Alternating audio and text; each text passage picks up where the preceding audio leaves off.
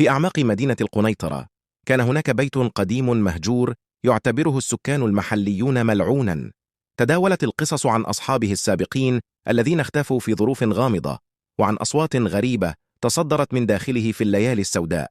في إحدى الليالي قررت مجموعة من الشباب الشجعان استكشاف هذا البيت المخيف، متجاهلين التحذيرات والقصص الخوف التي سمعوها. وقد وصلوا إلى باب البيت الذي كان موصدا بقفل قديم وصعب الفتح، وبينما كانوا يحاولون فتح الباب سمعوا صوتا غريبا يأتي من الداخل، كأن شيئا ما يناديهم بصوت مخيف. ولكنهم استمروا في محاولاتهم حتى فتحوا الباب ودخلوا إلى داخل البيت الملعون. واجهوا غرفا مظلمة مليئة بالأشياء المهجورة والعتيقة، ولكنهم لم يجدوا أي أثر للأشخاص الذين اختفوا. وفي لحظة من الهدوء المرعبة انقلبت الأمور رأسا على عقب عندما شاهدوا ظلا ضخما يتحرك في الزوايا المظلمة. كانت هذه بداية مغامرتهم المثيرة، حيث واجهوا الكثير من الألغاز والمخاطر في سبيل كشف أسرار البيت الملعون والكشف عن مصير أصحابه السابقين. بعد ساعات من البحث داخل البيت الملعون وبين تفتيش الغرف والممرات المظلمة، اكتشف الشباب مدخلا سريا يؤدي إلى غرفة مخفية تحت الأرض. دخلوا هذه الغرفة ليجدوا أنفسهم في مكان آخر تماما، كأنهم دخلوا إلى عالم آخر. كانت الغرفة مزينة بالرموز والرسومات الغريبة، وفي وسطها وجدوا مقعدا قديما يبدو أنه كان مكانا لطقوس قديمة. وبينما كانوا يتفحصون المكان شعروا بحركة تحت أقدامهم، وعندما التفتوا وجدوا أنفسهم محاطين بمجموعة من الكائنات الغريبة تبين أن هذه الكائنات هي حراس البيت الملعون، وكانوا يحمون سرا كبيرا يتعلق بالبيت وأسراره. وبينما كانت المواجهة تتصاعد، تمكن الشباب من الهروب بأعجوبة بعد معركة شرسة.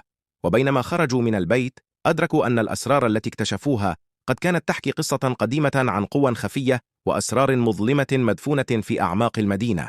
وكانت مغامرتهم الشجاعة هي بداية لكشف المزيد من الألغاز والمغامرات في المستقبل. بعد أن خرج الشباب من بيت الساحر الملعون، عادوا إلى المدينة بأجساد مرهقة وقلوب مليئة بالحكايات الغامضة التي عاشوها.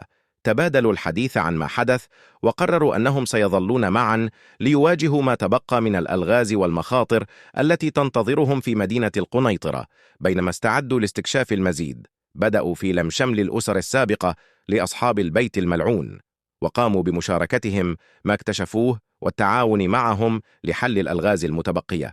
ومع مرور الأيام أصبحت مدينة القنيطرة مكانا للمغامرات والاكتشافات، حيث يعمل الشباب المقدامون معا لكشف الأسرار وتحرير المدينة من سحر الظلام والغموض الذي طالما ألفته.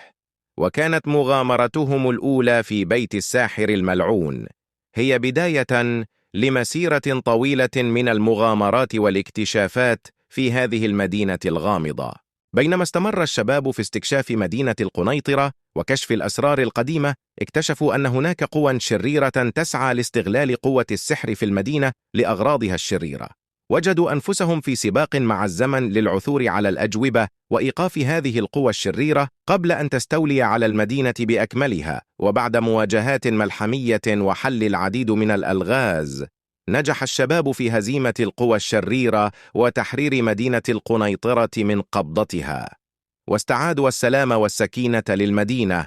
وأصبحت الأساطير عن بيت الساحر الملعون والأسرار الغامضة جزءا من تاريخ المدينة، وعبروا عن إرادتهم الحقيقية في حماية ما تبقى منها. وهكذا انتهت مغامراتهم في مدينة القنيطرة بنجاح، لكنهم علموا أن هناك المزيد من القصص والأسرار تنتظرهم في عوالم أخرى.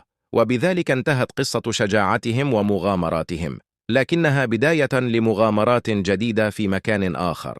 وبهذا اكتملت قصة شجاعة الشباب في مدينة القنيطرة، حيث أسسوا لسلام جديد ووفروا الأمان لسكان المدينة. بينما انتهت مغامرتهم هناك، فإن أثرهم وإرثهم سيظل حاضرا دائما في قلوب الناس وفي تاريخ المدينة فيما بعد.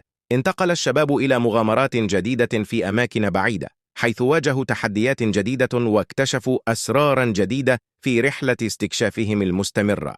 ورغم أنهم تركوا مدينة القنيطرة وراءهم، إلا أن ذكرياتهم وتجاربهم فيها ستبقى تلهم الأجيال القادمة وتذكرهم بقوة الشجاعة والصداقة والتضحية لصالح الخير.